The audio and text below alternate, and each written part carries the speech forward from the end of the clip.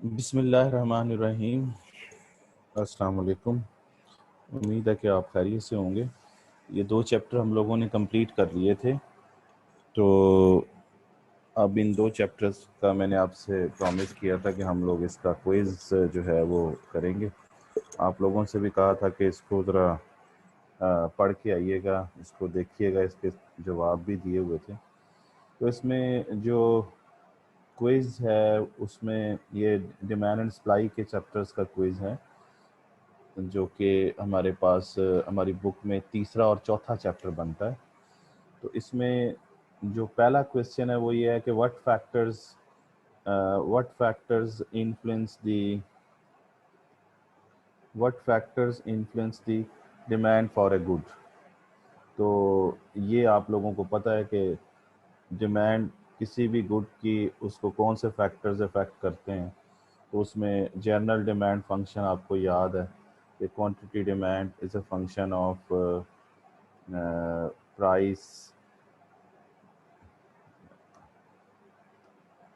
price, income, taste, weather, number of consumers, prices of related goods, advertisement और बहुत सारे factors. ये सारे वो फैक्टर्स हैं जो किसी भी चीज़ की डिमांड को अफेक्ट करते हैं। ठीक हो गया? तो ये आपने सारे बता देने कि ये।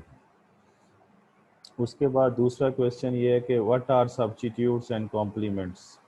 ये भी आप लोगों को पता है कि सब्स्टिट्यूट वो गुड्स होती हैं जो कि एक दूसरे के लिए इस्तेमाल होती हैं। इनको अल्टरनेटिव गुड्स भी कहा जाता है, which can be use for one another. और कम्प्लीमेंट्री गुड्स वो होती हैं जो जो कि विच आर यूज जॉइंटली। ये कॉम्प्लीमेंट्री गुड्स को जॉइंट गुड्स भी कहा जाता है। सब्स्टिट्यूट और कॉम्प्लीमेंट्स दोनों को रिलेटेड गुड्स कहा जाता है। ठीक है ना जी?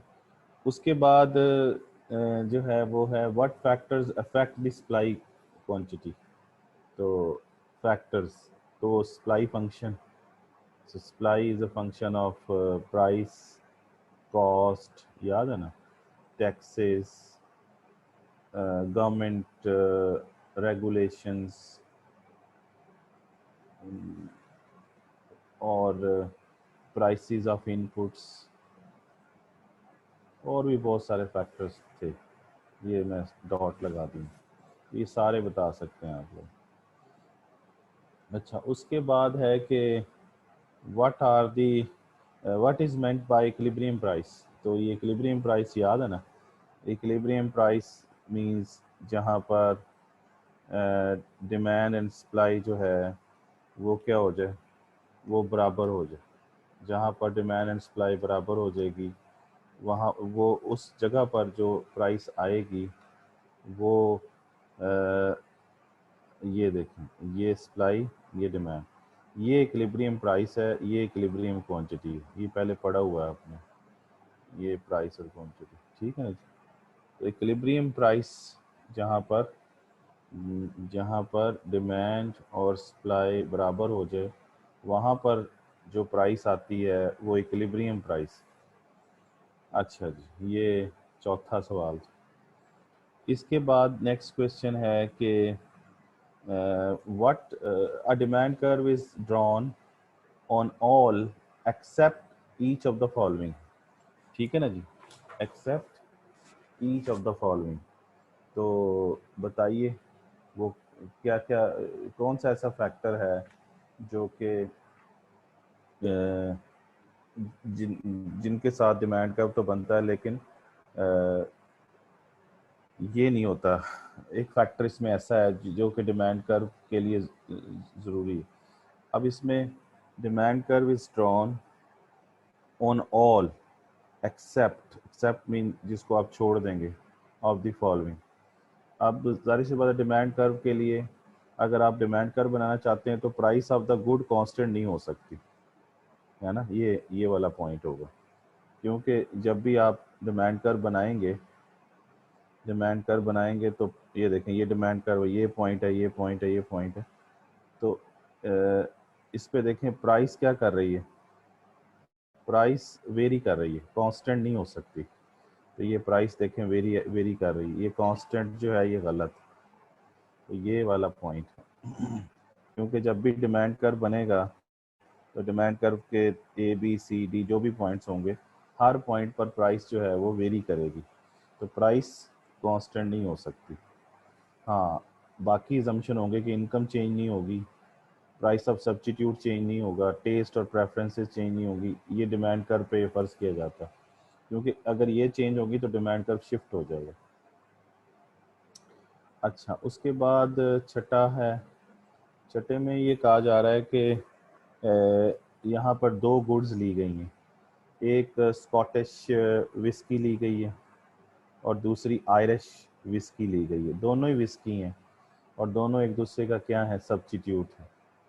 तो इसमें जो बेसिक इक्विलिब्रियम है, जो सबसे पहले इक्विलिब्रियम है, initial equilibrium, initially equilibrium point x पे है, तो ये पॉइंट एक्स है। यहाँ पर बेसिक इक्विलिब्रियम है जहाँ पर एस नॉट और जी नॉट एक दूसरे को इंटरसेक्ट कर रहे हैं।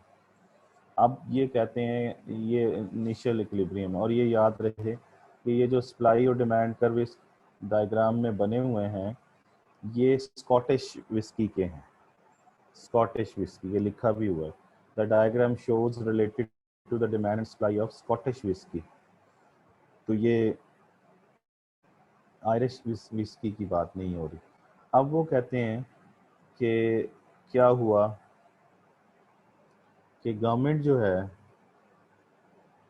इम्पोज कर देती है टैक्स, किसके ऊपर, स्कॉटिश विस्की के ऊपर।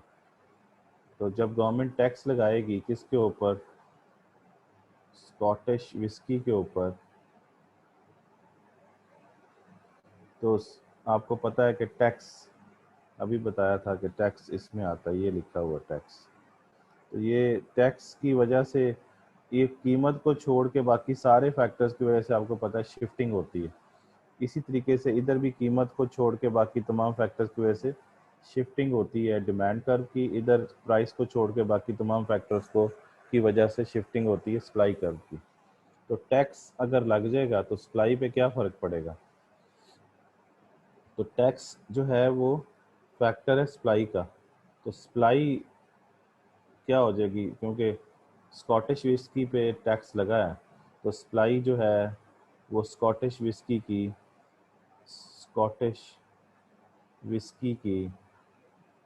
सप्लाई कम हो जाएगी। तो जब सप्लाई कम होगी तो सप्लाई कर्व शिफ्ट करेगा।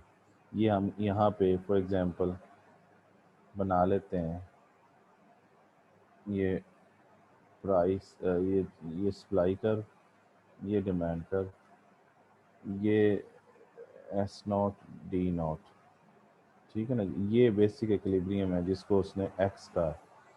अब जब जब गवर्नमेंट टैक्स इम्पोज करेगी तो सप्लाई कर्व जो है वो लेफ्ट वर्ड, यानी सप्लाई कम होगी तो सप्लाई कर्व जो होगा, सप्लाई कर्व वो शिफ्ट करेगा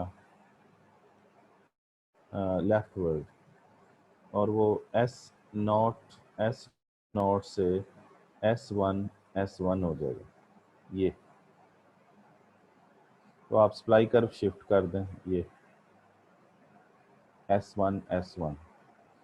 लेकिन अभी एक काम और भी हुआ है, दो काम हुए हैं कि एक काम तो ये हुआ है कि स्पेसिफिक टैक्स लगा है स्कॉटिश विस्की के ऊपर, while at the same time एक काम और भी क्या हुआ है कि प्राइस जो है आयरिश विस्की की, जो कि सब्स्टिट्यूट है स्कॉटिश विस्की का, वो बढ़ जाती है।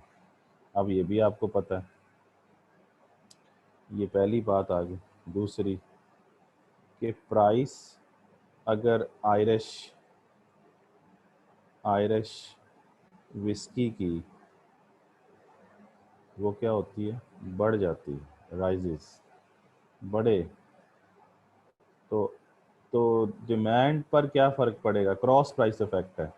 डिमांड फॉर स्कॉटिश विस्की क्या होगी,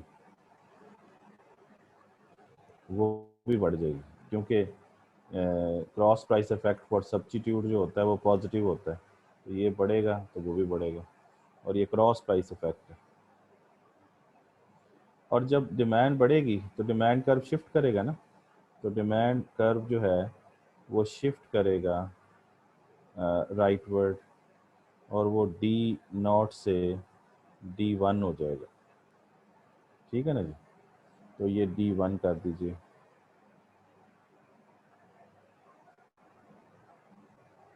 D1 तो अब इक्विलिब्रियम यहाँ पे होगा, ये पॉइंट ए है जो यहाँ शो हो रहा है, ये वाला। तो इसका मतलब ये होगा कि ए पॉइंट होगा जहाँ पर अब ये सारा कुछ होने के बाद, उसने पूछा था ए होगा, बी होगा, या सी होगा, या डी होगा, तो एक्स के बाद आप ये ए पर चले जाएंगे, क्योंकि आपका इधर से फैक्ट ये होगा और इधर से फैक्ट ये होगा। ठीक है जी, सप्लाई फॉल करेगी, डिमांड बढ़ेगी, तो ए पॉइंट होगा। ठीक है जी, ए पॉइंट इसमें से होगा। ये क्लियर होगी बात आपको। उसके बाद है which of the which one of the following would normally cause rightward shift in the demand curve, demand curve shift rightward, rightward shift demand curve कब होता है, तो आप बताइए।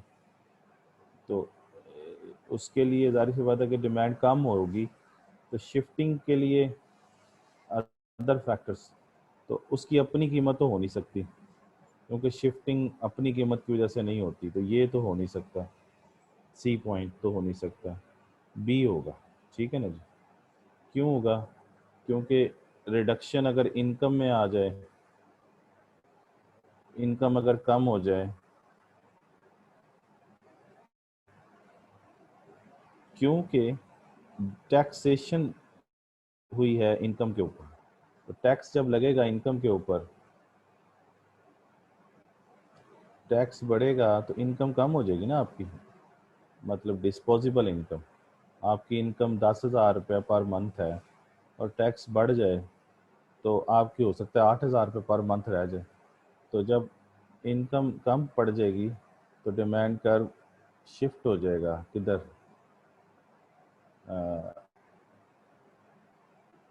लेफ्टवर्ड। ठीक है ना, तो सॉरी, ये तो राइट वर्ड कह रहा है ना, यहाँ पर टैक्स मैंने बढ़ाया है तो ये लेफ्टवर्ड हो जाएगा। लेकिन अगर टैक्स में रिडक्शन आ जाए, रिडक्शन आ जाए, टैक्स में कमी आ जाए, टैक्स में कमी आएगी तो आपकी इनकम इनडायरेक्टली बढ़ जाएगी, तो इनकम बढ़ेगी तो डिमांड कर्व क्या करेगा, वो शिफ्ट करेगा राइटवर्ड। तो हमें वो यही पूछ रहा था कि डिमांड कर्व शिफ्ट राइटवर्ड कब करेगा, तो वो यही पॉइंट बी पॉइंट बनता है, रिडक्शन। ठीक है जी। अच्छा, अब आखिरी बात है इसके अंदर कि what is an inferior goods. तो इंफीरियर गुड वो होती है जिसमें इनकम के बढ़ने से डिमांड कम हो जाए और इनकम के कम होने से डिमांड बढ़ जाए। नेगेटिव, नेगेटिव जिसमें इनकम इफेक्ट आता है ना, वो उसको कहते हैं नेगेटिव इनकम इफेक्ट को इंफीरियर गुड कहते हैं। तो ये देखें डी होगा, क्योंकि इनकम बढ़ेगी तो डिमांड फॉल करेगी, तो इनकम, इनकम के बढ़ने से डिमांड फॉल कर रही है और इनकम के कम होने से डिमांड जो है वो बढ़ रही है। ये बात समझ आ गई। तो ये नेगेटिव इनकम इफेक्ट है। तो नेगेटिव इनकम इफेक्ट इंफीरियर के लिए होता है, इंफीरियर गुड्स के लिए। ठीक है जी, तो ये आपका एक हो गया ये, बल्कि इसके जवाब दिए भी वही देखें स्क्रीन पे, ये भी आप लोग देख सकते हैं। मज़ीद ये भी ज़रा ट्राई कीजिएगा, ये बुक के एंड पे दिए हुए हैं, ये 11 से 13 नंबर, ये बुक के एंड पे मज़ीद क्वेश्चन भी 11 से लेकर 13 तक दोबारा, ये भी देखिएगा। अच्छा, उसके बाद अगले चैप्टर पे आ जाएं, इसकी क्विज पे चले जाएं। इसकी क्विज पे जाएंगे तो ये, तो इसमें ये पहला, इसमें इसने कहा है कि what is meant by the price elasticity of demand. तो ये आपको पता है कि प्राइस इलास्टिसिटी ऑफ डिमांड किसे कहते हैं। तो price elasticity of demand shows the proportionate change in QD due to the proportionate change in price। ये फार्मूले डेफिनेशन मैंने पहले बताई हुई है। अच्छा, फिर वो कहता है कि क्वेश्चन नंबर 2 में कि प्राइस इलास्टिसिटी ऑफ डिमांड की सिग्निफिकेंस मैन्युफैक्चरर के लिए क्या है। तो मैन्युफैक्चरर के लिए ये है कि आपने रेवेन्यू मेथड पढ़ा था, टोटल रेवेन्यू मेथड या टोटल आउटले मेथड, उसमें ये बात बताई थी कि अगर लेस इलास्टिक डिमांड हो तो कीमत में जो है वो इजाफा किया जा सकता है और रेवेन्यू जनरेट किया जा सकता है, लेस इलास्टिक यानी इन इलास्टिक।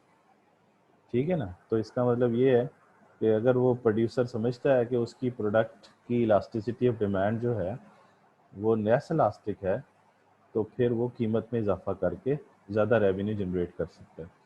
और अगर वो ये समझता है कि उसकी प्राइस इलास्टिसिटी ऑफ डिमांड जो है वो मोर इलास्टिक है, तो फिर कीमत में उसे इजाफा नहीं करना चाहिए। ये हमने टोटल रेवेन्यू मेथड में समझाया था। ये बात अगर दोबारा सुन लें उसको तो आपको समझ आ जाएगा। उसके बाद तीसरा था कि तीसरा क्या था कि if the absolute value if the absolute value of price elastic demand for dry white wine, ये चूंकि यूके की बुक है तो वो वाइन की एग्जांपल ज़्यादा दे रहा है कि price elasticity of demand for dry white wine, और एब्सोल्यूट वैल्यू का मतलब है कि नेगेटिव साइन इग्नोर करके अगर ग्रेटर देन 1 हो, ग्रेटर देन 1 को क्या कहते हैं भला, इलास्टिक, इलास्टिक भी कहते हैं या मोर इलास्टिक भी कहते हैं। ये मैंने सारी टर्मिनोलॉजी समझाई हुई है, ये तीनों एक ही बात है। तो a decrease in price of all wine would result in, क्या होगा, all wine would result in. तो इसका ये तीसरा है ना, तो इसका जो जवाब है वो ज़रा देखें, क्योंकि ये ग्रेटर देन 1 है तो ये डी होगा। क्यों भला, क्योंकि प्राइस में क्या आई है, कमी, तो मोर इलास्टिक डिमांड हो तो डिमांड में इजाफा ज़्यादा होगा ना, तो more than proportionate increase in the quantity of dry white wine purchase, ये आएगा। ग्रेटर देन 1 है ना, इस वजह से तो ग्रेटर देन 1 में मोर आएगा, मोर इलास्टिक, ये मोर। ठीक है जी। अगर इक्वल इलास्टिक होता तो यहाँ पर इक्वल आता, अगर लेस होता तो फिर लेस आता। अच्छा, फिर चौथा है जी कि which combination of demand and supply curves would appropriate for a firm to for a firm attempting to increase its profit by increasing its market share। तो कौन सा मतलब डिमांड सप्लाई कर्व कैसे होने चाहिए, उनकी इलास्टिसिटी कैसी होनी चाहिए, इस पे बात कर रहे हैं। तो लेकिन ये भी ज़रा ज़हन में रखें कि यहाँ पर जो उसका मकसद है ना वो क्या है, फर्म क्या कोशिश कर रही है कि उसका प्रॉफिट बढ़ जाए, लेकिन प्रॉफिट कैसे बढ़े, by increasing its market share, यानी मार्केट शेयर में इजाफा करके और प्रॉफिट भी बढ़े, दो चीज़ें। तो डिमांड एंड सप्लाई का कॉम्बिनेशन कौन सा होना चाहिए, तो वो बी है। बी का मतलब ये है कि इलास्टिक डिमांड होगी और इलास्टिक ही सप्लाई होगी, क्योंकि if price elasticity of demand is greater than 1, तो वहां पर क्या होगा?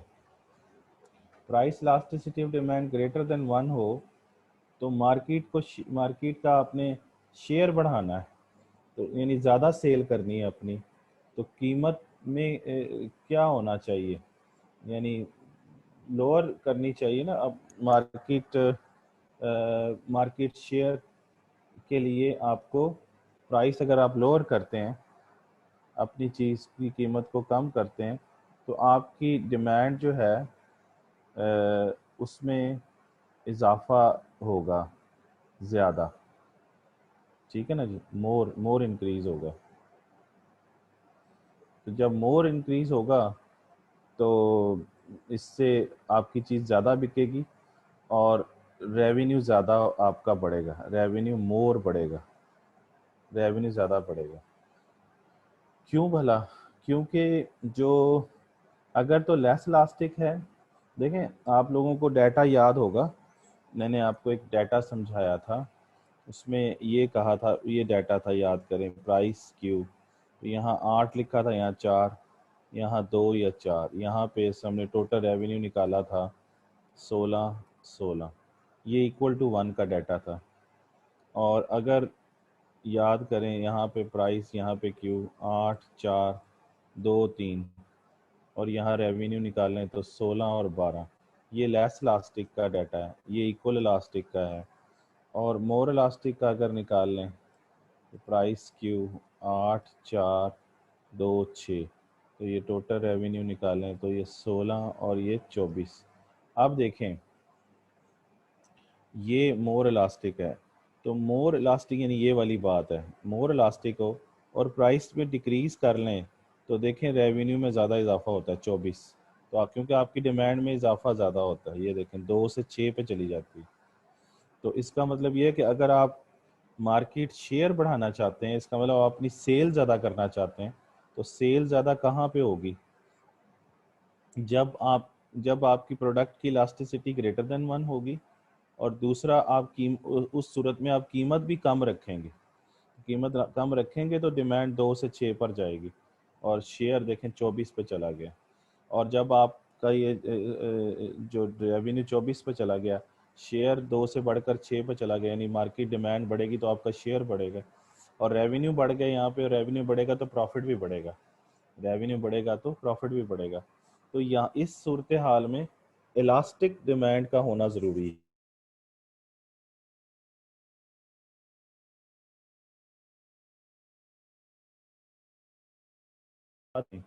और दूसरी तरफ इलास्टिक सप्लाई होगी, तो इलास्टिक सप्लाई के अंदर प्राइस में थोड़ा सा,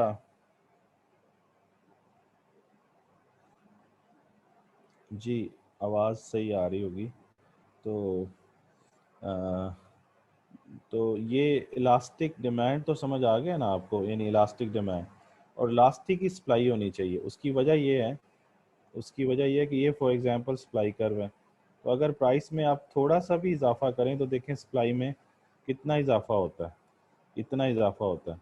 तो आप ये चाह भी ये रहे हैं कि आपकी मार्केट शेयर ज़्यादा हो, तो इलास्टिक सप्लाई होनी चाहिए। तो इलास्टिक सप्लाई और इलास्टिक डिमांड होंगी तो मार्केट शेयर भी ज़्यादा बढ़ेगा और क़ीमत में थोड़ी सी कमी करके आप ज़्यादा इजाफा कर सकते हैं। उसके बाद है जी fish and chips are considered complementary goods. Complementary goods means joint goods. अच्छा, और आपको याद है कि कॉम्प्लीमेंट्री गुड्स के लिए क्रॉस प्राइस इलास्टिसिटी जो होती है वो नेगेटिव होती है।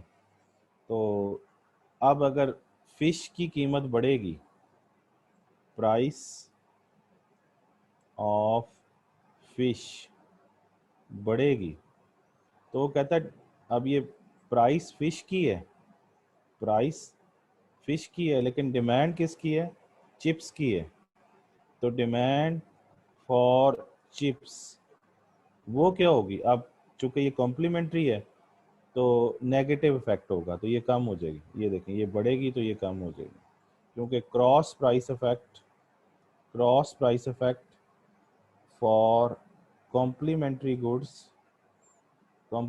गुड्स इज नेगेटिव, तो फॉल करेगा। तो फॉल कहाँ पे आ रहा है, ये सी, ये फॉल करेगा। समझ आ गई बात? क्लियर जी?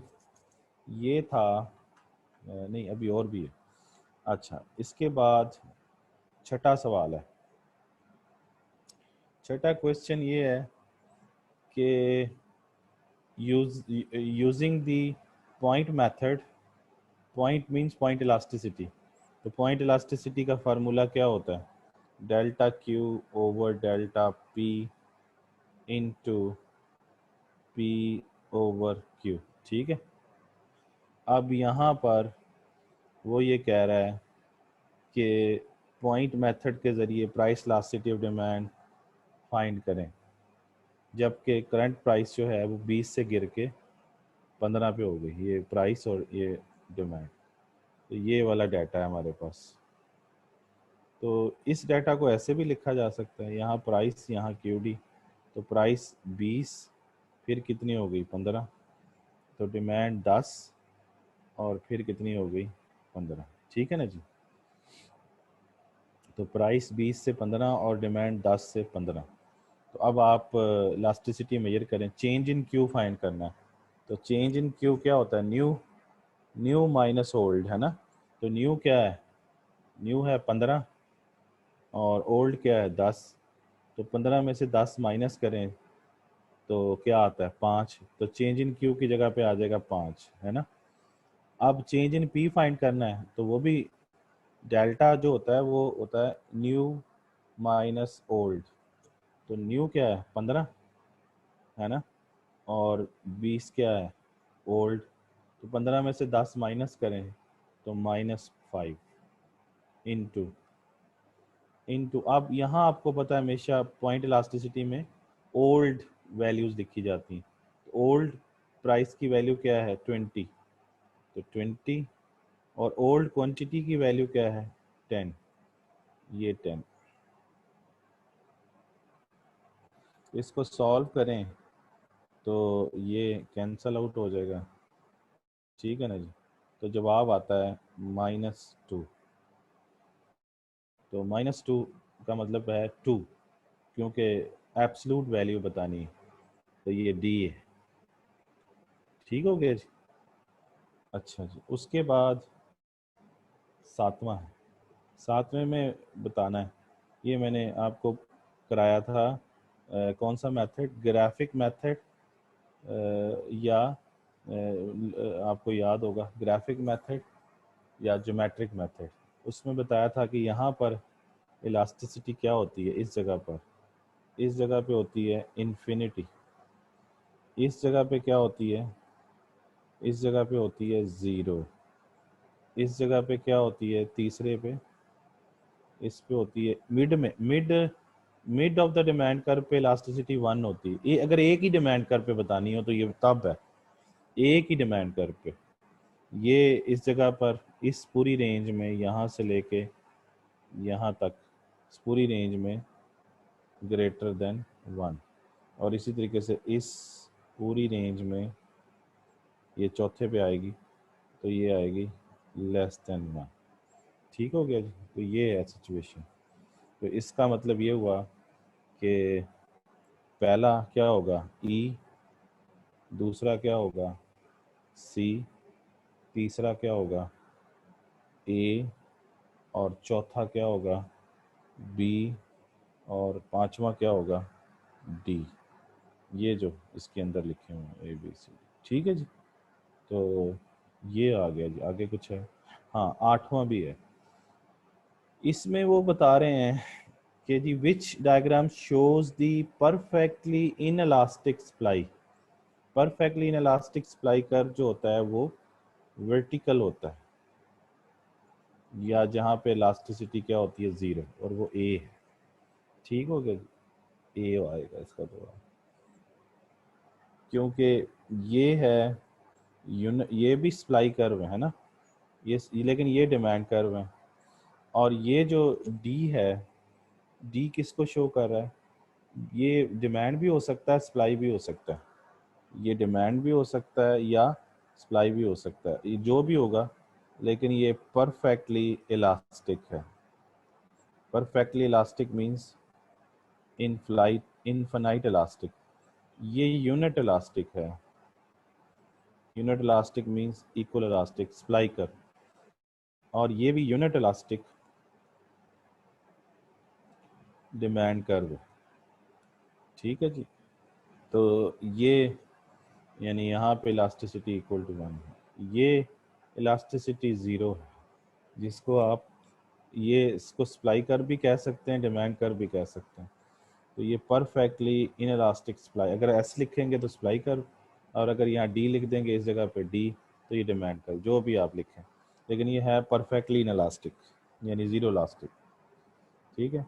ये जो डिमांड कर्व है, ये इसको, ये ना तो ऐसा है और ना ही ऐसा है, ये ग्रेटर देन 1 होता है, ये लेस देन, ये मिड बिल्कुल दरमियान में है। तो ये रेक्टेंगुलर हाइपरबोला शेप है मैथ की ज़ुबान में। तो रेक्टेंगुलर हाइपरबोला शेप जो होती है वो इक्वल इलास्टिक होती है। नहीं जी, ख़त्म होगी ये। एज प्रॉमिस्ड मैंने आपको ये करवा दिया, लेकिन ये 14 से 18 आपने खुद करना है मज़ीद। इसके जवाब भी दिए होंगे एंड पे, ये एंड बुक के एंड पे देखें, उसमें ये पूरे 100 दिए हुए हैं या 70-80 दिए हुए हैं अलहदा से MCQs। आपका पेपर भी इसी तरह ही आना है, ये जैसे ये आ रहा है ना, ये जैसे ये सवाल आज हमने किए हैं, यही पेपर आना है आपका इसी तरीके से, ये जेहन में रख लें। तो क्लियर ये सारी बातें, आपका पेपर इसी तरह MCQs टाइप आना है। अच्छा जी, तो अब हम ये करने के बाद अब हम क्या करते हैं, अब हम इसको ख़त्म करते हैं, अपना जो है ना वो शुरू करते हैं जी। ये आपको अब नया टॉपिक, नया चैप्टर शुरू करना था हम लोगों ने, तो नया चैप्टर शुरू करते हैं। ठीक हो गया जी। नया चैप्टर, तो नया चैप्टर जो है उसका चैप्टर नंबर 5 शुरू कर रहे हैं हम लोग।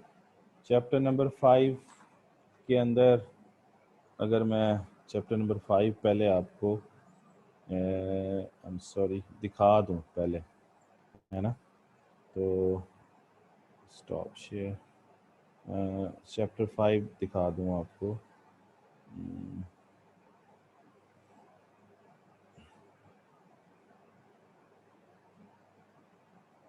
ये देखें चैप्टर 5 जो है वो ये है, इसका नाम है मार्केट सिस्टम, आगे तीसरा चैप्टर मार्केट सिस्टम का, और इसका नाम है price instability and government intervention.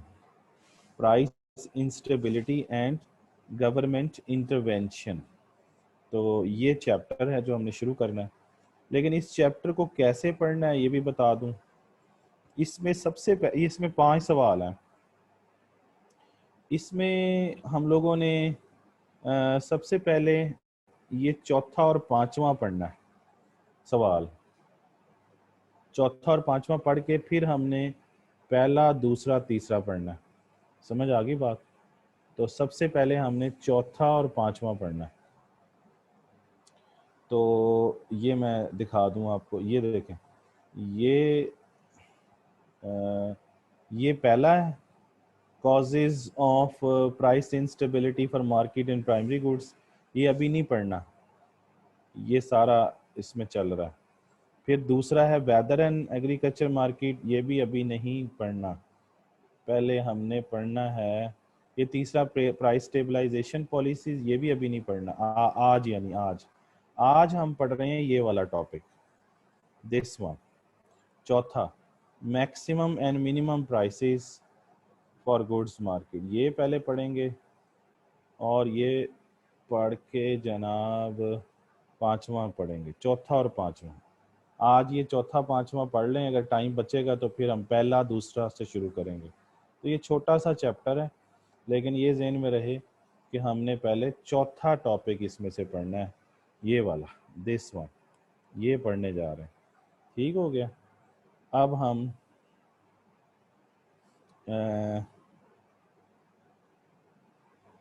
हम जो है पढ़ना शुरू करते हैं।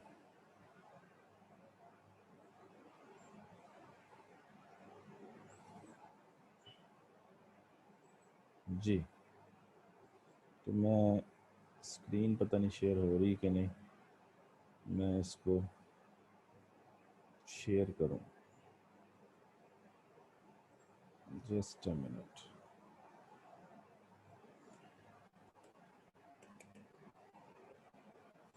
ये स्क्रीन शेयर हो रही है, अब पता नहीं, मेरा ख्याल है हो रही होगी। आपको क्या ख्याल है? ये कोई ज़रा मैसेज एक कोई कर दे मुझे, स्क्रीन ये शेयर हो रही है।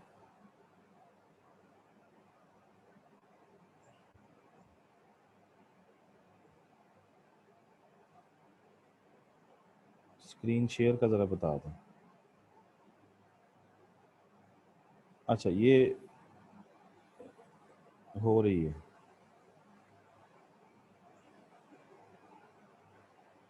हो रही है सर। ठीक है जी, ठीक है, थैंक यू वेरी मच। अच्छा जी, अब ये जो स्क्रीन शेयर हो रही है आपको, इसमें चैप्टर शुरू करते हैं। बिस्मिल्लाहिर्रहमानिर्रहीम। यहाँ से शुरू करते हैं। तो टॉपिक जो मैं पढ़ाने जा रहा हूँ उसका नाम है मिनिमम एंड मैक्सिमम प्राइसेस। ये कह लें या क्या कह लें, या आप कह लें इसे लीगल प्राइसेस।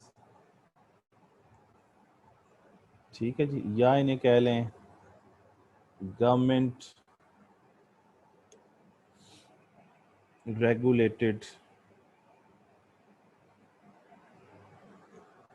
प्राइसेस, या इन्हें कह लें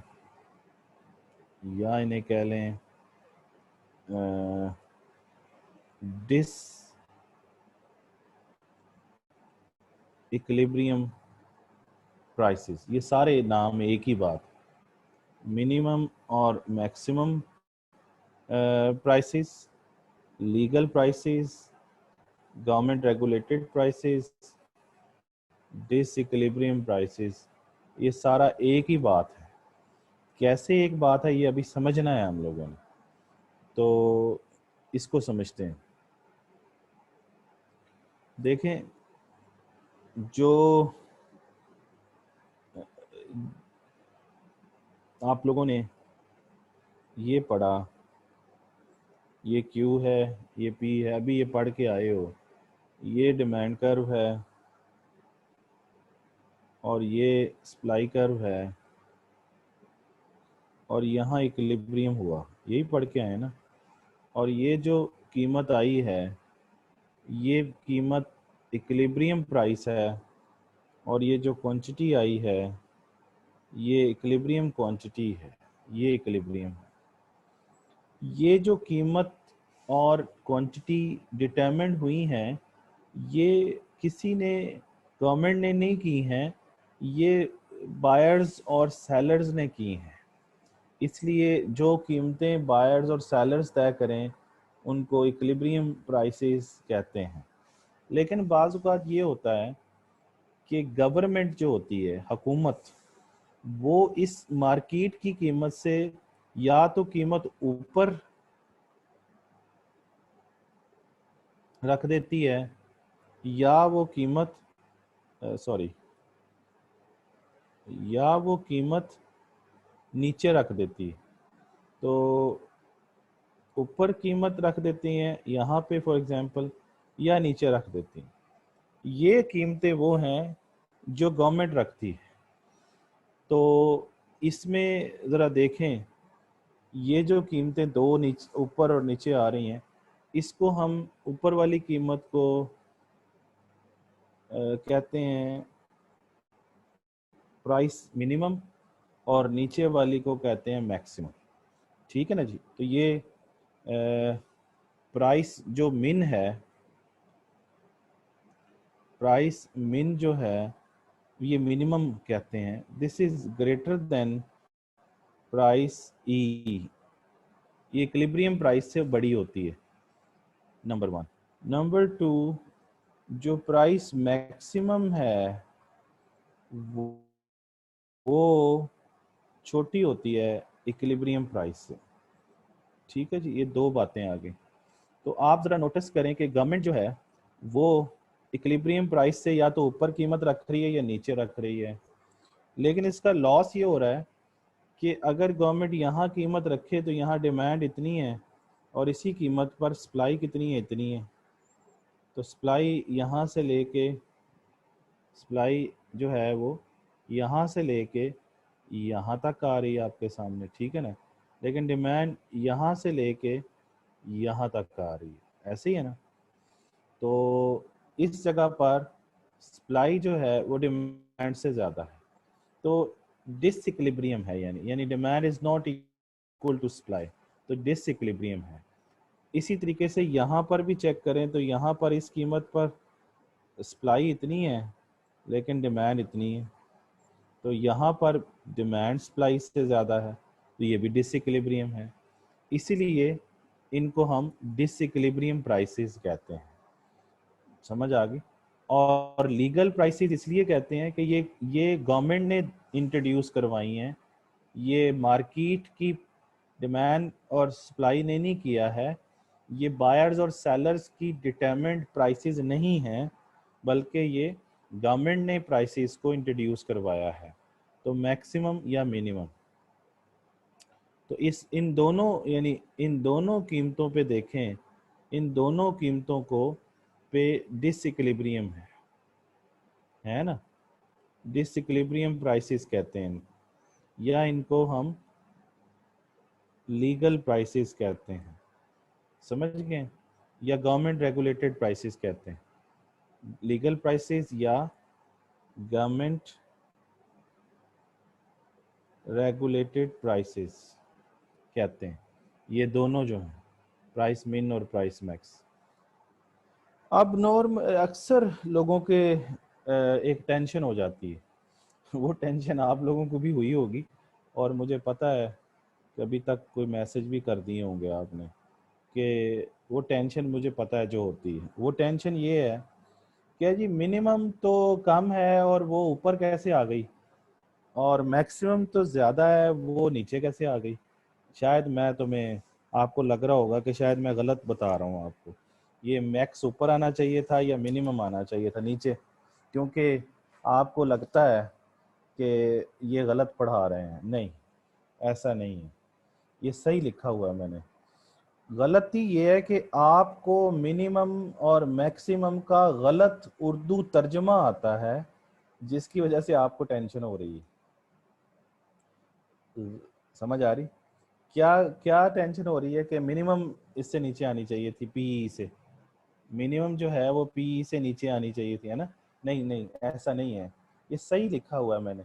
मिनिमम का मतलब, मिनिमम का मतलब कम नहीं है, मिनिमम का मतलब कम अज कम है। समझ आ रही? और मैक्सिमम का मतलब ज्यादा नहीं है, मैक्सिमम का मतलब ज्यादा से ज्यादा है। समझ आ गई बात? इस बात को समझिए, मिनिमम का मतलब कम नहीं है, मिनिमम का मतलब कम नहीं है, मिनिमम का मतलब कम अज कम है, एटलीस्ट। और मैक्सिमम का मतलब है ज्यादा से ज्यादा, एट मोस्ट। ठीक है।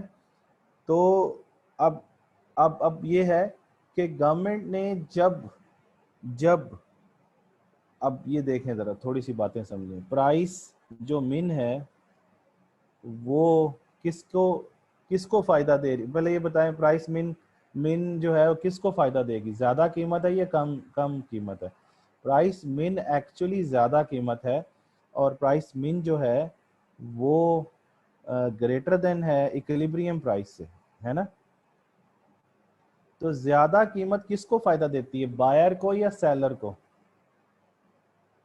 बेनिफिट किसको देती है? It gives the benefit to seller, है ना, क्योंकि ये ज्यादा है, ज्यादा कीमत सेलर को बेनिफिट देती है। और आपको पता है ये जीरो से ऊपर चलते जाएं चलते जाएं चलते जाएं, कीमत बढ़ती जा रही है बढ़ती जा रही है बढ़ती जा रही है, ये देखें ऐसे ही है ना। तो ज्यादा कीमत सेलर को है, तो इसका मतलब minimum price is announced by the government to benefit the seller. Seller को बेनिफिट देने के लिए ये अनाउंस की जाती है, it gives the benefit to the seller, ठीक है। As it is high price, है ना, as it is high price and greater than equilibrium price. समझ गए ये बात? तो ये हाई प्राइस होती है, तो ये बेनिफिट किसको दे रही है, सेलर को। ये बेनिफिट जनाब सेलर को मिल रहा है इस चीज़ का। अच्छा, दूसरी चीज़ प्राइस मैक्स जो है, ये ज़रा नोटिस करें, तो ये पी से नीचे है, तो प्राइस मैक्स जो है this is less than price E, तो ये कम कीमत है ना। तो कम कीमत किसको बेनिफिट देती है, किसको बेनिफिट देती है कम कीमत, सेलर को या बायर को? बायर को, शाबाश। As it is lower price and less than PE, ठीक है ना जी। तो ये बेनिफिट बायर को देती। अब कैसे, वो ऐसे, ये देखें जरा दोबारा समझें, ये और ये है, ये सप्लाई कर्व, ये डिमांड कर्व, ये इक्विलिब्रियम प्राइस, ये इक्विलिब्रियम क्वांटिटी। तो इसमें जब बायर को फायदा देना होता है यानी डिमांडर को, तो गवर्नमेंट सेलर से कहती है कि आपने इससे ज़्यादा कीमत इनसे नहीं लेनी, ज़्यादा से ज़्यादा कीमत नहीं, वो खुद कीमत तय करती है, ये पी मैक्स। वो कहती इससे ज़्यादा ऊपर नहीं जाना आपने, ज़्यादा से ज़्यादा इतनी कीमत लेनी है, बस इतनी, इससे ज़्यादा नहीं लेनी, ज़्यादा कीमत नहीं लेनी, बल्कि इससे ज़्यादा नहीं लेनी, ज़्यादा से ज़्यादा इतनी ले सकते हो, ज़्यादा से ज़्यादा इतनी ले सकते हो, इसलिए इसको कहते हैं maximum price. This is the maximum price that the seller can charge. तो वो सेलर से कहती है कि this is the maximum price that you can charge, इससे ज़्यादा कीमत नहीं लेनी है आपने। जैसे आप रमज़ान शरीफ में चले जाएं तो उसमें आपको नज़र आता है कि घी की कीमत तो ज़्यादा से ज़्यादा कीमत बताई होती है कि इससे ज़्यादा आपने नहीं लेनी, ये मैक्सिमम है जो आप ले सकते हैं सेलर को। तो असल में जो मैक्सिमम प्राइस है वो सेलर के को बताने के लिए है कि सेलर भाई, गवर्नमेंट कह रही है सेलर से कि सेलर इससे ज़्यादा कीमत नहीं लेनी तुमने।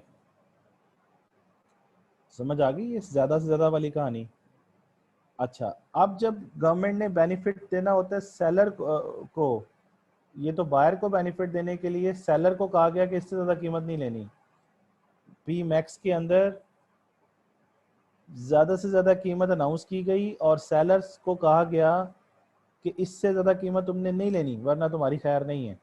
इसको अमल दरामद कराने के लिए प्राइस मजिस्ट्रेट्स मौजूद होते हैं जो इस चीज़ को चेक करते हैं, शॉप्स पर जाते हैं, चेक करते हैं। रोज़ आप जाए ना तो दुकानों पे नरखनामा लगा होता है। नरखनामा में गोश्त की दुकानों पे भी लगा होता है, छोटा गोश्त इतने रुपए किलो, बड़ा गोश्त इतने रुपए किलो। वो सब्जी की दुकानों पे चले जाएं, मुर्गी की दुकानों पे, दालों की तो जो भी ग्रॉसरी आप खरीदते हैं उन पे हर रोज गवर्नमेंट की लिस्ट आती है, और वो जो कीमत लिखी होती है वो पी मैक्स लिखी होती है कि इससे ज़्यादा कीमत तुम चार्ज नहीं कर सकते। गोश्त 1000 रुपये किलो है फॉर एग्जांपल, तो वो 1000 रुपया मैक्सिमम प्राइस है जो सेलर से कहा गया है कि इससे ज़्यादा नहीं लेनी तुमने। इसका मतलब ये नहीं कि ज़्यादा से ज़्यादा लेनी है, मतलब इससे ज़्यादा नहीं लेनी, बस। समझ आ गई? इसी तरीके से जो मिनिमम प्राइस है वो इससे ऊपर होती है, यहाँ होती है। तो मिनिमम प्राइस किसको बेनिफिट देती है, बताया था कि मिनिमम प्राइस जो है वो किसको बेनिफिट देती है, सेलर को। तो सेलर को बेनिफिट जब देना हो तो गवर्नमेंट कहती है कि सेलर्स इतनी कीमत तो तुम्हें कम से कम तुम्हें इतनी कीमत तो मिलनी चाहिए, कम कीमत नहीं। पी मिन का मतलब कम कीमत नहीं है, पी मिन का मतलब कम से कम के मानों में आता है। At least you should get this price, at least के मानों में आता है कि कम से कम तुम्हें इतनी कीमत मिलनी चाहिए। जैसे फॉर एग्जांपल गंदम की कीमत जब गवर्नमेंट अनाउंस करती है तो वो किसानों के लिए करती, तो किसान कौन है, सेलर हैं या प्रोड्यूसर हैं। तो वो कम से कम कीमत गंदम की अनाउंस हो जाती है कि जी 1500 रुपये मन, कम से कम कीमत अनाउंस होगी गवर्नमेंट की तरफ से। तो इसका मतलब ये है कि इससे कम कीमत पर कोई भी सेलर उसको ना बेचे। तो सेलर को बेनिफिट देने के लिए उन्होंने किया है। तो जब वो बाज़ार में जाते हैं तो वो ग्राहक कहते हैं जी 1500 रुपया जो है वो बहुत ज़्यादा है, तो आप कम करें। तो सेलर कहता है नहीं जी, ये तो गवर्नमेंट ने की हुई है, कम से कम तो हमें 1500 मिलनी चाहिए, तो आप 1500 रुपया तो कम से कम देंगे। इससे ज़्यादा ऊपर देनी है तो जितनी मर्जी देते हैं, इससे कम हम नहीं करेंगे। ये तो गवर्नमेंट ने अनाउंस कर दी है कि इस पे हम बारगेनिंग भी नहीं कर सकते। बारगेनिंग करेंगे तो वो इक्विलिब्रियम प्राइस हो जाएगी, ठीक है ना। वो बायर और सेलर जो तय करते हैं वो इक्विलिब्रियम प्राइस होती है या इक्विलिब्रियम क्वांटिटी होती है। तो वो अक्सर आप सुन लें जाके, तो कहते हैं ये तो गवर्नमेंट ने अनाउंस की हुई है। तो वो गंदम की कीमत उसे कहते हैं कम से कम कीमत। तो गवर्नमेंट जो मिनिमम प्राइस अनाउंस करती है वो कम कीमत नहीं है, कम से कम है। यानी वो गवर्नमेंट सेलर से कहती है कि तुम्हें कम से कम इतनी कीमत तो मिलनी चाहिए। तो वो कम से कम इतनी कीमत मतलब सेलर को बेनिफिट देने के लिए की जाती है, कम कीमत नहीं। अपने आप को समझाओ अच्छी तरीके से कि मिनिमम का मतलब कम नहीं है, कम से कम है, और मैक्स का मतलब ज़्यादा नहीं है, ज़्यादा से ज़्यादा है। तो मैक्सिमम प्राइस में गवर्नमेंट बायर से कहती है कि तुम्हें मैं फ़ायदा देना चाहती हूँ और ये मैं कीमत ज़्यादा ज़्यादा अनाउंस कर दी है, इससे ज़्यादा कीमत सेलर आपसे नहीं लेंगे।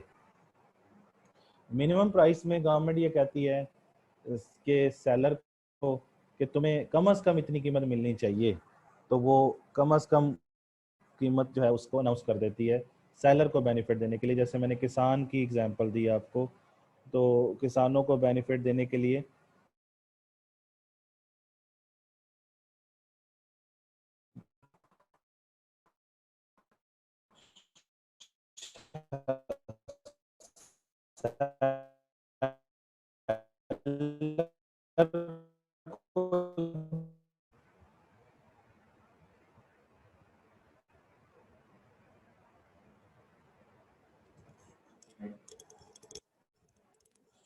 ठीक हो गया ना जी। तो ये दोनों बातें समझ आ गई हैं आपको कि minimum price doesn't means less price. Actually, minimum price is high price, and it is for the benefit of the sellers. And maximum price is not, it doesn't mean high price. Maximum price is low price, and actually this is announced by the government to benefit the buyers. तो ये कहानी समझनी है कि maximum price seller को बताई जाती है कि इससे ज़्यादा कीमत तुमने नहीं लेनी, किससे, बायर्स से। मिनिमम प्राइस में ये कहा जाता है कि तुम्हें कम से कम इतनी कीमत मिलनी चाहिए, ठीक है। तो ये दोनों मतलब समझें, तो ये सही लिखा हुआ है जो मैंने लिखा हुआ है यहाँ पर। क्लियर होगी बात आपको? तो यहाँ पर मिनिमम और मैक्सिमम प्राइसेस हम लोगों ने समझ ली। और इसमें ये समझा है कि ये किस लिए होता है। अच्छा, अब इसमें इनके एक दो नाम और भी हैं जो मैं आपको बता दूं। तो जो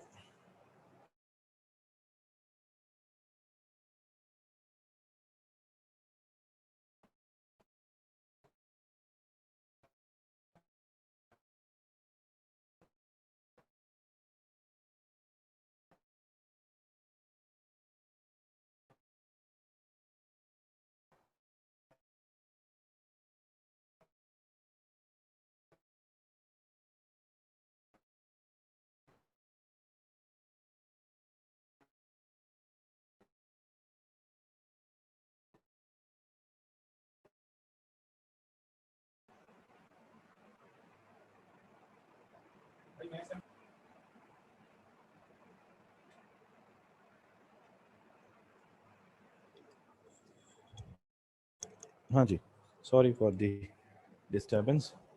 तो मिनिमम के लफ्ज़ में मिनिमम प्राइस को क्या कहते हैं? मिनिमम प्राइस को प्राइस फ्लोर भी कहते हैं, प्राइस फ्लोर। और मैक्सिमम प्राइस को प्राइस सीलिंग भी कहते हैं, प्राइस सीलिंग। सीलिंग तो ये भी नाम आने चाहिए आपको। तो मैक्स मिनिमम प्राइस फ्लोर कहते हैं फर्श को, है ना, यानी नीचे वाली जगह को, मिनिमम को। और सीलिंग कहते हैं ऊंचाई को, छत को। तो मैक्सिमम जो होता है वो सीलिंग होता है। तो प्राइस सीलिंग और प्राइस फ्लोर, ये समझ आ गई। तो ये इसको आप प्राइस सीलिंग और इसको आप प्राइस फ्लोर कह सकते हैं। तो ये कितने नाम मैंने आपको बता दिए। ये अपने आप को समझाएं कि मैक्सिमम मैक्सिमम जो मिनिमम प्राइस होती है, प्राइस मिनिमम होती है, इसका मतलब होता है एट लीस्ट। और जो जो प्राइस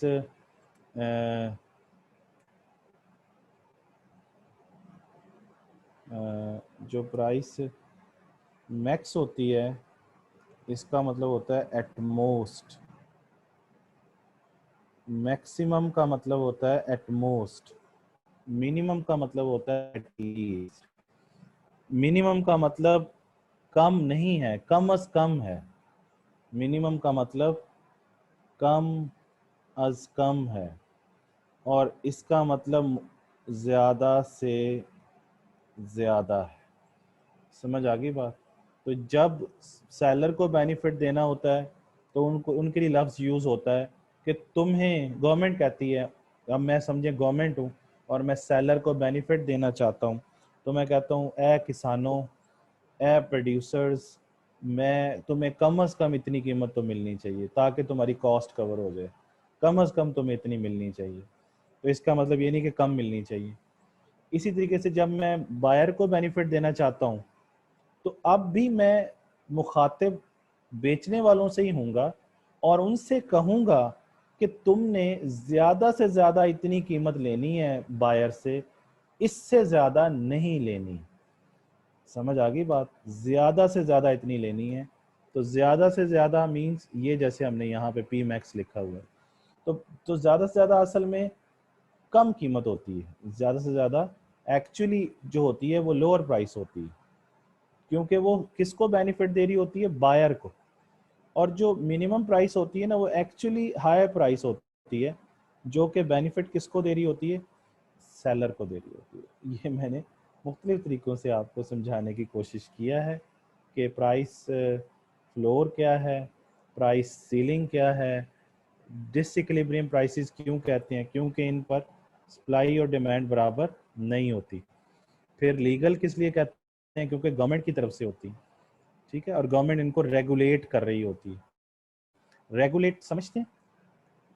रेगुलेट का मतलब होता है चलाना, उसको कैसे चलाएं। जैसे आप लोगों में पंखों के साथ देखें तो एक रेगुलेटर लगा होता है, वो क्या करता है? वो रफ्तार को या तो पंखे की स्पीड को बढ़ाता है या कम कर देता है। इसी तरह गवर्नमेंट भी मार्केट के अंदर या तो कीमत बढ़ा देती है या कम कर देती है, रेगुलेट करती है।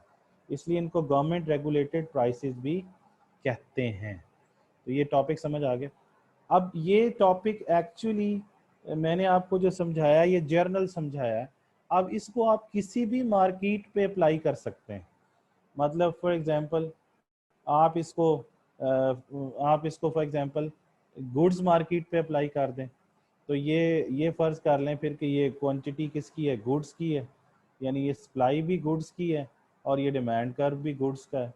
लेकिन अगर आप इसको गुड्स मार्केट में नहीं करते तो आप इसको फैक्टर मार्केट में भी कर सकते हैं। फैक्टर मार्केट में भी आप इस चीज़ को अप्लाई कर सकते हैं। तो फैक्टर मार्केट क्या होती है? Factors market means factor of production market. तो कितने फैक्टर होते हैं? आपको पिछले लेक्चर में समझाया हुआ है कि लैंड एक फैक्टर ऑफ प्रोडक्शन है, लेबर है, कैपिटल है और एंटरप्राइज है। तो लैंड मार्केट हो सकती है, लेबर मार्केट हो सकती है, कैपिटल मार्केट हो सकती है और एंटरप्राइज मार्केट हो सकती है। तो फैक्टर मार्केट का मतलब जहां ये चारों फैक्टर्स की डिमांड एंड सप्लाई पे बात होगी। गुड्स मार्केट का मतलब या किसी भी गुड की डिमांड एंड सप्लाई की बात होगी। समझ आ गई बात? तो आपकी बुक के अंदर जो चौथा सवाल है वो मैक्सिमम और minimum prices in goods market है, और फिर जो पांचवा सवाल है वो है maximum and minimum prices in factor market. तो फ़र्क कोई नहीं है। अगर फॉर एग्जांपल आप लेबर मार्केट उठा लेते हैं, फैक्टर में से किस फैक्टर को उठा लेते हैं? Labour market. तो ये फ़र्ज़ कर लें लेबर मार्केट है, तो लेबर मार्केट में भी उसी तरीके से ही कहानी होगी। यहाँ पे लेबर लिख देंगे, ये सप्लाई लेबर की आ जाएगी, ये डिमांड किसकी आ जाएगी? लेबर की। ये प्राइस ऑफ लेबर क्या होती है? Price of labour. तो प्राइस ऑफ लेबर किसे कहते हैं? वेज को। तो ये वेज आ जाएगी, है ना? लेबर की प्राइस का नाम वेज है ना। तो पीएल लिख लें या वेज लिख लें, ये इक्विलिब्रियम वेज आ जाएगी, या इसको प्राइस ऑफ लेबर जो है वो इक्विलिब्रियम ऊपर लिख दें ई, तो ये आ जाएगी, एक ही बात है। ये क्वांटिटी ऑफ लेबर आ जाएगी, ठीक है ना जी। ये इक्विलिब्रियम हो जाएगी। अब आप बताएं, अगर गवर्नमेंट जो है वो लेबरर्स को बेनिफिट देना चाहती है, तो आपके मुल्क में भी है ये चीज़ जिसको हम मिनिमम वेज लॉ कहते हैं। इसे हम कहते हैं कम अज कम उजरत का कानून। अब इसका उजरत मीन्स वेज। अब इसका मतलब ये नहीं है कि कम उजरत देनी है, इसका मतलब कम अज कम इतनी देनी है। जैसे हमारे मुल्क में है 18,000 रुपये for example per month, government ने अनाउंस कर दिया कि हर महीने एक मजदूर से आप 18,000 रुपये कम अज कम उसको देंगे। तो फर्ज कर लें जो इक्विलिब्रियम वेज आ रही है वो 15,000 है, तो मिनिमम वेज कहाँ आएगी? तो मिनिमम वेज, आप जिस तरह मिनिमम प्राइस हमेशा इक्विलिब्रियम प्राइस से ऊपर होती है, इस तरह मिनिमम वेज जो होगी, मिनिमम वेज जो होगी वो इक्विलिब्रियम वेज से ऊपर होगी। बात समझ आ गई? तो इसको दोबारा लिख लें, इसको आप वेज मिनिमम, ठीक है ना जी। तो वेज मिनिमम जो है वो ये होगी। तो ये किसको बेनिफिट देगी? लेबरर्स को। इस पर भी देखें तो सप्लाई ज़्यादा है, मज़दूर तो खुश होकर सप्लाई देंगे ना, लेकिन डिमांड फॉर लेबर कम है। देखें, ये बात ज़हन में रखें कि supply of labour is a function of wage, और इसी तरीके से demand for labour is a function of wage. Wage means price of labour, price of labour means wage. तो आप मुझे बताएं, सप्लाई कौन देता है लेबर की? सप्लाई लेबर की कौन देता है? वो खुद लेबरर्स देते हैं, है ना। लेबरर्स। डिमांड कौन करता है लेबरर्स की? फर्म्स। तो सप्लाई ऑफ लेबर का ताल्लुक लेबरर्स से है, डिमांड फॉर लेबर का ताल्लुक फर्म से है। ये बात समझ में आई कि आप देखें, अब अगर वेज ज़्यादा होगी तो लेबरर्स को फ़ायदा होगा या नुकसान होगा? मज़दूरों को तो वो फ़ायदा होगा, तो वो सप्लाई भी ज़्यादा देंगे। और अगर वेज उनको कम मिलेगी तो वो सप्लाई भी कम देंगे। तो पॉजिटिव बन गया ना रिलेशनशिप। इसलिए supply of labour curve positively sloped है। इसी तरीके से वेज अगर ज़्यादा देनी पड़े फर्म्स को तो वो डिमांड ज़्यादा करेंगे या कम करेंगे? डिमांड फॉर लेबर कम करेंगे। कौन भला? फर्म्स, क्योंकि उनकी कॉस्ट बढ़ जाएगी ना, वेज ज़्यादा देनी पड़ेगी। और अगर वेज कम देनी पड़े तो डिमांड फॉर लेबर वो ज़्यादा करेंगी। कौन? फर्म्स। तो ये नेगेटिव है, इसलिए demand for labour curve negative. समझ आ गई बात? तो वेज के साथ लेबर का relationship positive supply of labour का, और वेज का डिमांड फॉर लेबर के साथ नेगेटिव। लेकिन ये समझें कि डिमांड लेबर की करता कौन है? फर्म्स। सप्लाई लेबर की कौन देता है? वो लेबरर्स खुद देते हैं। और वेज का मतलब है प्राइस ऑफ लेबर। समझ आ गई बात? अब गवर्नमेंट अगर मजदूरों को फ़ायदा देना चाहती है तो वो वेज ज़्यादा रखेगी ना। तो ज़्यादा वेज का मतलब है मिनिमम वेज, तो वो हाई रखती जाएगी। देखें अगला साल आएगा तो मिनिमम वेज यहाँ आ जाएगी और ऊपर चली जाएगी और ऊपर चली जाएगी। तो मिनिमम वेज पहले 12,000 थी, फिर 15 हो गई, अब 18 हो गई, है ना। तो मिनिमम वेज अगर 18,000 रुपये रख दी जाए पर मंथ तो देखें ये चीज़ आएगी आपके पास। क्लियर होगी बात आपको? ये मिनिमम वेज है। और इस जगह पर मजदूर तो कहेंगे हम काम करने को तैयार हैं, लेकिन फर्म्स कहेंगे नहीं, हम इस वेज पर इतनी डिमांड करेंगे। तो डिमांड थोड़ी होगी लेबर में, सप्लाई ज़्यादा होगी। तो सप्लाई ज़्यादा डिमांड कम, तो यहाँ सप्लाई ऑफ लेबर मजदूर ज़्यादा काम करना चाहते हैं लेकिन फर्म्स कम रखेंगी। तो इतना हिस्सा जो है ए से बी तक क्या होगी? अनएम्प्लॉयमेंट हो जाएगी, बेरोज़गारी। तो ये बेरोज़गारी है इतनी। समझ आ गई? इतने मजदूर काम करना चाहते हैं, इतने यहाँ तक। ये लेबर की सप्लाई है, लेकिन डिमांड लेबर की कितनी है? इतनी। तो ये काम करने वाले इतने हैं, लेकिन रखने जिन्होंने वो तो फर्म्स है ना। तो फर्म्स कहेंगे नहीं, हम इससे ज़्यादा मजदूर नहीं रख सकते, जॉब नहीं दे सकते, तो इतनी अनएम्प्लॉयड हो जाएगी। ये कह लें या ये कह लें, एक ही बात। समझ आ गई जी? तो आप किसी भी मार्केट में मिनिमम या मैक्सिमम को इंट्रोड्यूस करवा सकते हैं, डिपेंडिंग अपॉन कि आप फ़ायदा किसको देना चाहते हैं। सप्लाई साइड को फ़ायदा देना चाहते हैं तो क्या करेंगे, और अगर डिमांड साइड को फ़ायदा देना चाहते हैं तो क्या करेंगे। तो जनरल रूल याद रखें, सप्लाई साइड को फ़ायदा देना है तो मिनिमम प्राइस आएगी, डिमांड अगर डिमांड साइड को फ़ायदा देना चाहते हैं तो मैक्सिमम प्राइस आएगी। ये बात समझ गए हैं? यही बात मैंने ऊपर भी समझाई है कि अगर सेलर को, यानी सप्लाई साइड को, सेलर मींस सप्लाई साइड और बायर मींस डिमांड साइड, तो जिसको भी बेनिफिट देना चाहते हैं उसके मुताबिक प्राइसेस मौजूद हैं। ये क्लियर होगी बात। अब आप मेरा ख्याल है कि इसको आप पढ़ेंगे, इसको समझेंगे और फिर मेरे से डिस्कस करेंगे। ये मैंने आप लोगों को चौथा और पांचवा टॉपिक समझाने की कोशिश किया है। तो अल्लाह करे कि ये चीज़ आपको समझ आई हो, और मज़ीद देखते हैं क्या है। अब इसके बाद नेक्स्ट क्वेश्चन है, जो कि अभी मेरे पास 15-20 मिनट पड़े हैं।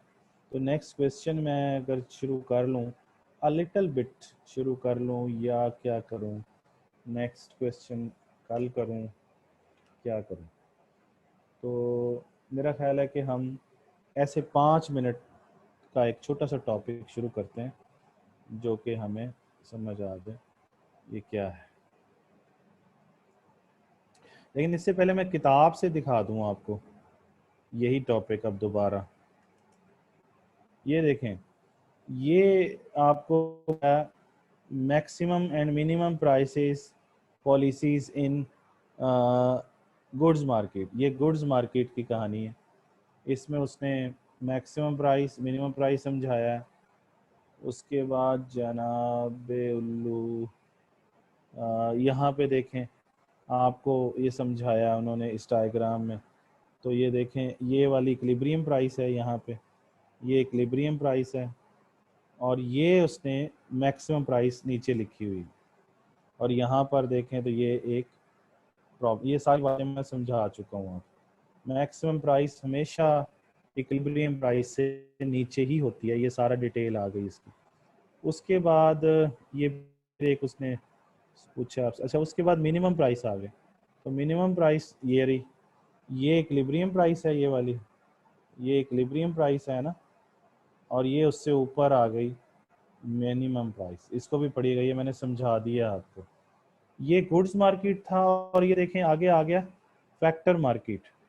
फैक्टर मार्केट भी मैंने समझाया आपको, और इसमें लेबर मार्केट का जिक्र कर रहा है। तो मिनिमम वेजेस आ जाएंगी, है ना। और मिनिमम वेज कहाँ आएगी, इस इक्विलिब्रियम वेज से ऊपर, ये मिनिमम वेज है, दिस इज मिनिमम वेज, ये लिखा भी हुआ उसमें। तो इस मिनिमम वेज पे देखें, डिमांड फॉर लेबर इतनी है, सप्लाई ऑफ लेबर इतनी है, तो ये बेरोजगारी इतनी हो जाएगी। ये बाकी पढ़िएगा इसमें से, ठीक है जी। इसी तरीके से नेक्स्ट है कैपिटल मार्केट में भी उसने समझाया। तो कैपिटल प्राइस में मैक्सिमम भी आ सकती है और मिनिमम भी आ सकती है। ये इसका कोई डायग्राम नहीं बनाया, बहरहाल ये भी इसी तरीके से बन जाएगी जैसे ऊपर आपने डायग्राम बनाया हुआ है, ठीक है। ये मैंने आपको 5 और 4 जो है वो समझा दिया है। इसको अब आपने पढ़ना है।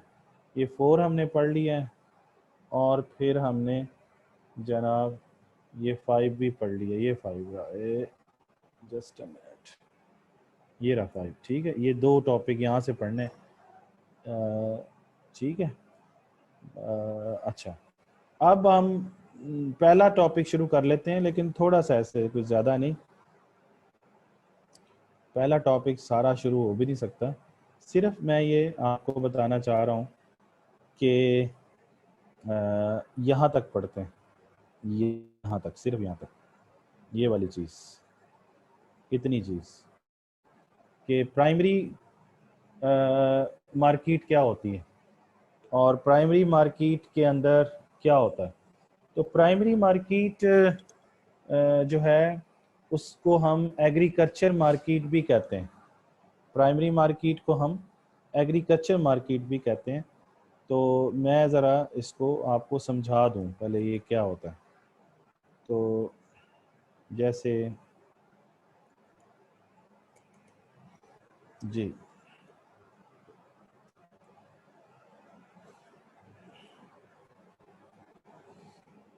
प्राइमरी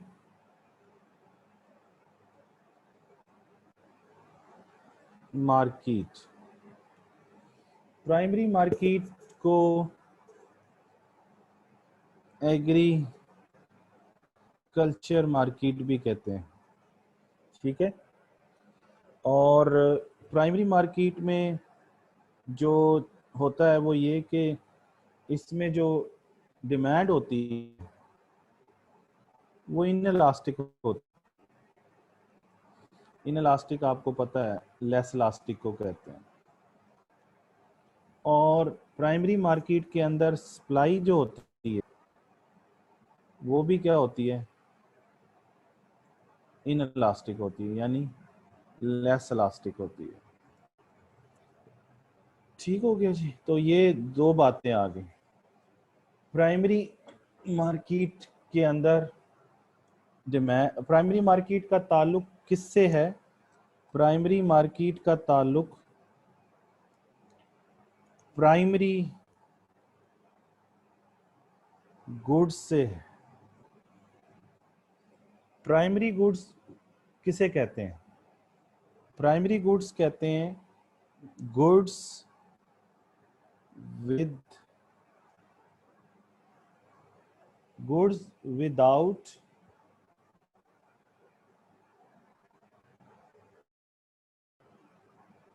मैन्युफैक्चरिंग प्रोसेस, ऐसी गुड्स जिन पे कोई मैन्युफैक्चरिंग प्रोसेस ना हुआ हो, कोई मैन्युफैक्चरिंग प्रोसेस ना हुआ हो, वो गुड्स क्या कहलाती हैं? प्राइमरी गुड्स कहलाती हैं। ठीक है, अब इनमें कौन कौन सी होती हैं वो शामिल, वो मैं आपको बताता हूँ कि प्राइमरी गुड्स में कौन कौन सी गुड्स शामिल होती हैं। तो प्राइमरी गुड्स में जनाब ये देखें, प्राइमरी गुड्स के अंदर बेसिक फूड स्टफ जैसे वीट है, मेज है, राइस है, मिल्क है, कॉफ़ी है, ये सारा कुछ, ये ये है प्राइमरी गुड्स की example. Primary raw material cotton, rubber वगैरह, मिनरल्स और मेटल्स, ये सारा, ये क्या है? ये उसकी एग्जांपल्स हैं, एग्जांपल्स हैं। ठीक है, और प्राइमरी गुड्स क्या है? नो मैन्युफैक्चरिंग प्रोसेस, जिनके ऊपर कोई मैन्युफैक्चरिंग प्रोसेस ना हुआ हो, वो प्राइमरी गुड्स। ठीक है जी, प्राइमरी गुड्स समझ आ गया आपको। और अगली चीज़ ये है कि प्राइमरी गुड्स, बस यही समझाना था क्योंकि टाइम भी इतना नहीं है, अभी आपके क्वेश्चन आंसर भी हमने देखने। तो इसके अंदर ये चीज़ ज़हन में रखें कि इसमें दो दो क्वेश्चंस हम लोगों ने इसमें पढ़ने हैं प्राइमरी उसके अंदर, मार्केट के अंदर। तो मार्केट्स इन प्राइमरी गुड्स का मतलब primary market, primary goods market, वो मैंने अभी आपको बता दिया किसे कहते हैं। तो ये मैंने अभी आपको समझाया कि क्या होता है उसके अंदर, ये आपके सामने कि प्राइमरी मार्केट का ताल्लुक किससे है? एग्रीकल्चर मार्केट से है, और उसमें डिमांड भी इनलास्टिक होती है और सप्लाई भी इनलास्टिक होती है। और इसका ताल्लुक किन गुड्स से है? इस मार्केट का ताल्लुक प्राइमरी गुड्स से है। और वो तीन मैंने अभी आपको बुक में बताई भी हैं, कौन कौन सी भला? बेसिक फूड स्टफ है ना, और नंबर 2 रॉ मटेरियल, और नंबर 3 उसमें था मिनरल्स और मेटल्स। ठीक है ना जी। तो इसके अंदर प्राइमरी मार्केट के अंदर हम दो तरह की चीज़ें पढ़ते हैं, दो तरह की बातें पढ़ते हैं। नंबर 1, नंबर 2, यानी 2 एस्पेक्ट्स हैं इसके, 2 aspects of primary market. Number 1, cyclic variations, और number 2, farmers income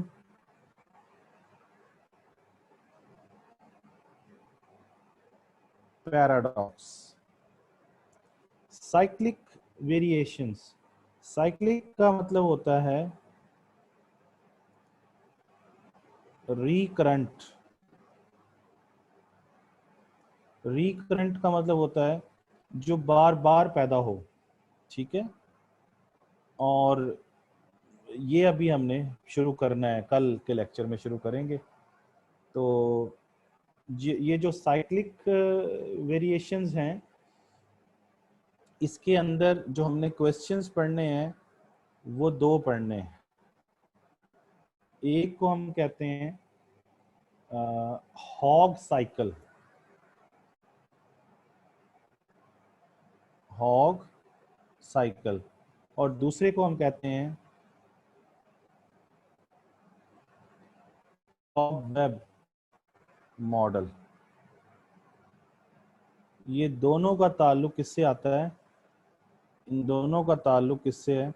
cyclic variation से है। तो ये साइक्लिक वेरिएशंस का ताल्लुक हॉग साइकिल से। ये दो क्वेश्चंस हैं जो कल पढ़ेंगे, और इसके अंदर साइक्लिक वेरिएशंस आएंगी। दूसरा क्वेश्चन फिर आता है फार्मर इनकम पैराडॉक्स, ये जब पढ़ेंगे तो फिर बताऊंगा कि पैराडॉक्स किसे कहते हैं और बाकी चीज़ें क्या हैं। तो कल का जो टॉपिक फिर अब शुरू होगा वो ये जो two aspects of primary market हैं, two aspect of primary market, उसमें साइक्लिकल वेरिएशंस पे पहले हम फोकस करेंगे। साइक्लिकल वेरिएशन में दो क्वेश्चंस हैं, एक हॉक साइकिल और एक कॉबवेब मॉडल। फिर दूसरा एस्पेक्ट है फार्मर्स इनकम पैराडॉक्स, ये फिर पढ़ेंगे। तो कल हम यहाँ से शुरू करेंगे हॉक साइकिल्स, ठीक है जी। तो आज यहीं पे इसको वाइंड अप करते हैं। अब आ जाते हैं आपके क्वेश्चंस के ऊपर, क्वेश्चंस आंसर्स। ओके, तो आपके क्वेश्चंस क्या हैं, शुरू से देखते हैं, शुरू से जी। सर फॉन्ट साइज थोड़ा छोटा कर लें, कभी छोटा कर लूं तो कहते हैं बड़ा कर लें, बड़ा कर लें तो कहते हैं छोटा कर लें, क्या करूं मैं। अच्छा जी, question for ICMA update for any class, पता नहीं भाई।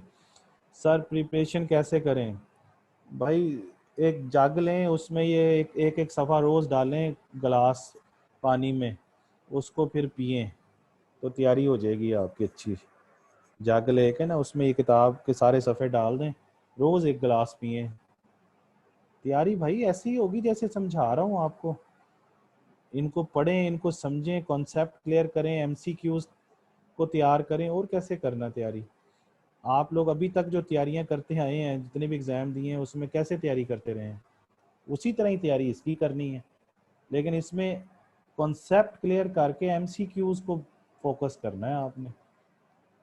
I am new student and online class, मैं तो ऐड नहीं कर सकता। तलहा इनको अपना बताएं नंबर, तलहा है जो हमारे सीआर हैं, वो आपको बताएंगे। सर काइंडली सर हो रहा है, सर जी हो रहा है, yes sir, yes yes yes yes yes yes yes yes yes yes yes. Okay sir, sir हो रही है, स्क्रीन शेयर हो रही है, हो रही है। अच्छा जी, वो पुरानी बात है। सर जी हो रही है, हो रही है, हो रही है, हो रही है, हो रही है, हो रही है। व्हाट इज सब्सिडी, सब्सिडी के स्पेलिंग गलत लिखे हुए हैं आपने। सब SUBSIDY होता है। सब्सिडी का मतलब होता है गवर्नमेंट बेनिफिट देती है कंज्यूमर को या प्रोड्यूसर को, तो कीमत कम कर देती है उसको। अच्छा जी, उसके बाद आ गया जी, सर कल फिजिकल क्लास स्टार्ट हैं तो आप ऑनलाइन क्लास रेगुलर लेंगे। तो ये ऑनलाइन क्लासेस होती रहेंगी भाई। What is the meaning of paradox, अभी बच्चे मैंने कल बताऊंगा मैं मीनिंग ऑफ पैराडॉक्स क्या है, ये मैंने अभी कल बताऊंगा। सर जी इमरान कहते हैं व्हाट्सएप ग्रुप में ऐड करें, ऐड करो जी तलहा साहब इनको। I still have 4 lecture left to listen, so I would need time to understand the whole chapter, then only I will solve this quiz, they will watch the problems and assignment। हाँ जी, करेंगे तो फिर समझ आ जाएगी। उसके बाद है, ये तलहा ने अपना नंबर शेयर कर दिया है, शायद आपको भी नज़र आ रहा हो, अपने क्वेश्चन आंसर में देख लीजिएगा। मैं नंबर फिर बोल देता हूँ, इनसे रब्ता करें, मुझे ना तंग करें ये इस हवाले से कि जी ज्वाइन करा दें फलान कर दें, ये मेरे मसले नहीं हैं।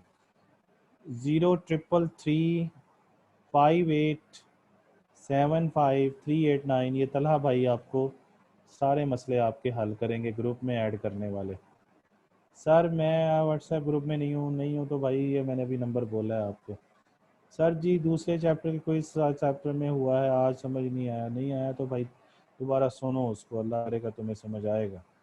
तलहा का नंबर लिख दें, तलहा का नंबर मैं बोल दिया है, मैं दोबारा बोल देता हूँ, 0333587539, तलहा का नंबर।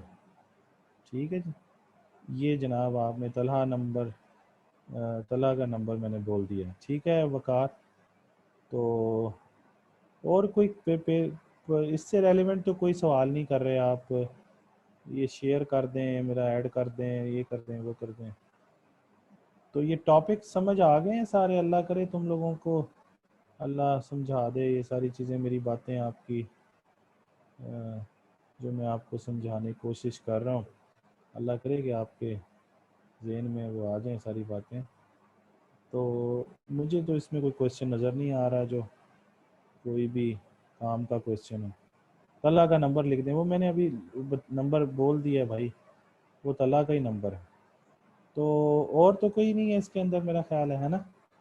कोई सवाल, कोई कोई बात जो आपको समझ आ गई हो? हम्म?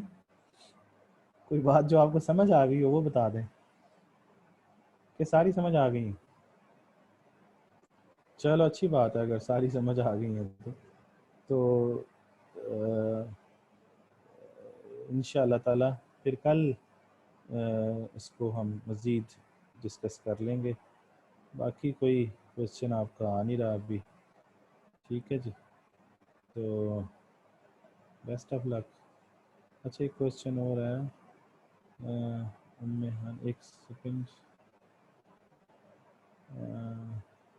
MCQs की मोर प्रैक्टिस की कोई बुक बता दें। ये इन्हीं की बुक है, सीमा वालों की। तलहा सेंड कर देंगे MCQs की बुक भी, वो इनको मैंने शेयर की हुई है, वहाँ से भी तैयारी करें, ठीक है? और तो कोई सवाल नहीं है आपका कोई जो इससे रेलेवेंट हो, ठीक है ना जी?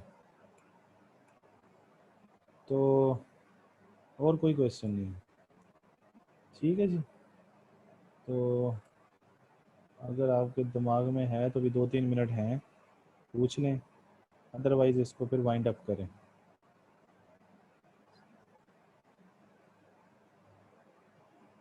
कुछ नहीं है, है ना? चलें, ठीक है। ओके जी, फिर अल्लाह हाफिज़।